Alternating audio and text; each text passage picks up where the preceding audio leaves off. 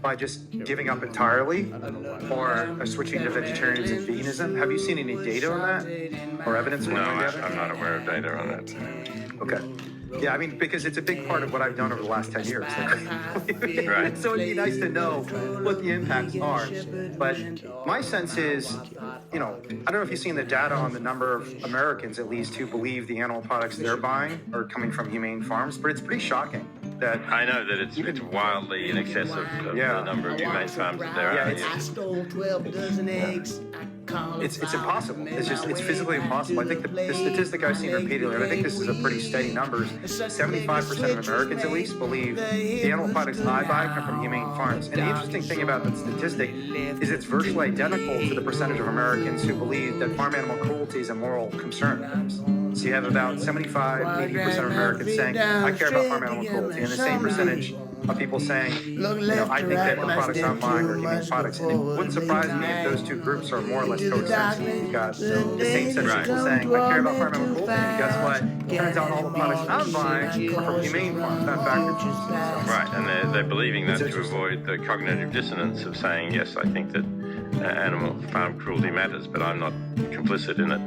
And I don't know how they convince themselves of that, actually, because obviously they're just buying whatever's cheap at the supermarket.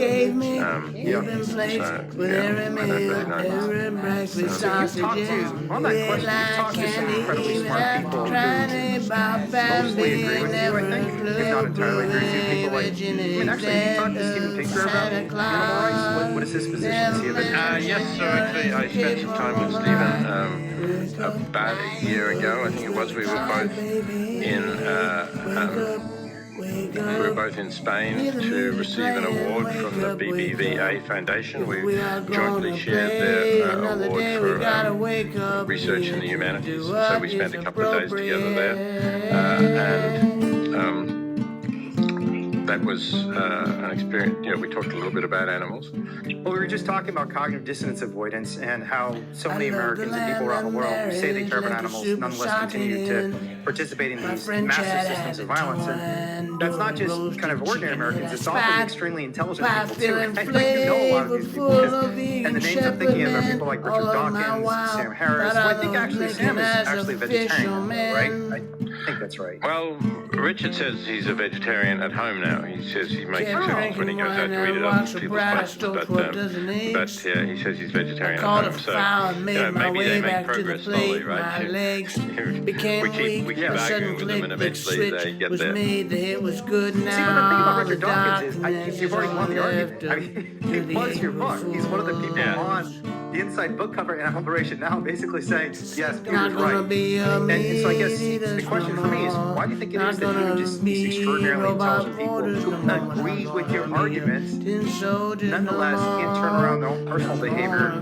to align themselves with the animal liberation movement? Well, it's really quite a common response, I find. People say, oh, yes, I know you're right, but I just like my steak too much, or something of that sort. And it's this gap between their ethical views and their actions, and it shows that we're not only we're not entirely ethical creatures, I think we're not even entirely rational creatures in how we act. We don't follow the reasons that we see.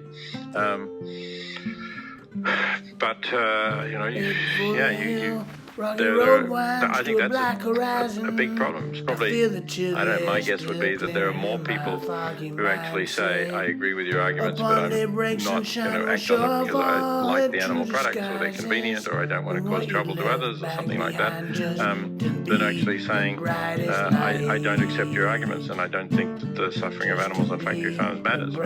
You said in the United States it's 75% who do think it's a concern. So that supports this, that there's only 1/4 of Americans who think that it's not a concern, and I bet the figure would be lower in the United Kingdom and European countries. So it's a major barrier to actually getting the action we need. That people are saying that they agree with the arguments but can't make the move. And this is one of the reasons why you might think, well, if you really had good alternative products that were just tasted like meat or like animal products and cooked like animal products and had the nutrients of animal products and were economically competitive, then we would be able to move these people. But we're certainly not in that situation yet, and it seems to be taking longer to get to that point than we had hoped it would. Yeah. I mean, I think if you look at someone like Richard Dawkins, and I mean, you know him much better than I do, so you may be able to correct me on this. I don't think it's a taste or cost issue, because Richard Dawkins is wealthy enough, he doesn't have to worry about the cost. And even in his explanations, like publicly, I mean, I'm a huge Dawkins fan. Animal Liberation is probably the most important book I've read of nonfiction. The Self Machine is up there too, though. It's probably in my top 5. It's just an incredible book. I think everybody should read it. It just changes the way you think about everything. Ate out meat so many times. My parents always give me a plate. His explanation is not too expensive or that, Breakfast sausages, yeah, I can't even have to cry about Bambi. I just feel like I'm different, and it's so strange to me that someone who's so old in some aspects of his life should be such a power when it comes to his diet. Wake up, and smell the coffee, he says over baby. like, yeah, it's probably the right thing. I mean, he's expressly compared factory farming to slavery, even slavery. He said this is basically the same thing. And just as Thomas Jefferson wasn't really able to overcome the social norms of his time to own slaves, I'm not able to overcome the social norms of my time and become a vegan. So, but